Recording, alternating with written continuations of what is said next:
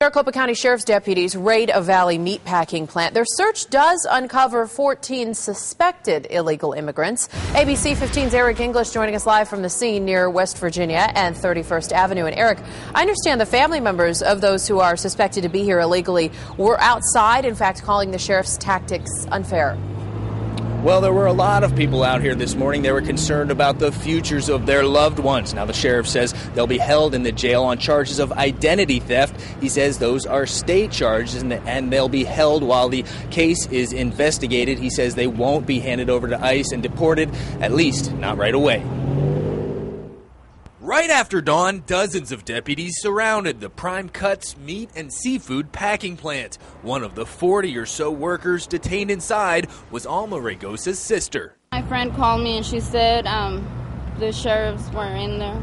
Deputies spent 6 months investigating the facility. By midday, they'd arrested 15 workers suspected of identity theft and being in the country illegally. Raygoza says her sister was working to become a U.S. citizen. It's all those families, you know, they're just here to work, and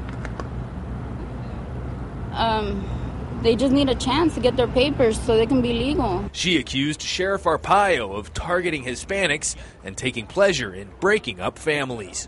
He just wants to get people and deport them. That's his thing. But Arpaio says he's just doing his job. I don't enjoy doing it, but it's my job to do it. To do something about illegal immigration other than just talk about it. The plant's owner blamed a broken system. He says he used E-Verify and did what he could to make sure his workers were legit. We've got a problem with our system here where, you know, if I'm checking these people through E-Verify and they're checking out to be hired, and what's my next step? What do I tell them now? Now, after the raid, dozens of people came here looking for jobs. They were willing to replace those that were arrested. Coming up at 5, we'll hear from some of those candidates and get their thoughts on what happened out here earlier this morning. For now, we're live in Phoenix tonight. Eric English, ABC 15 News.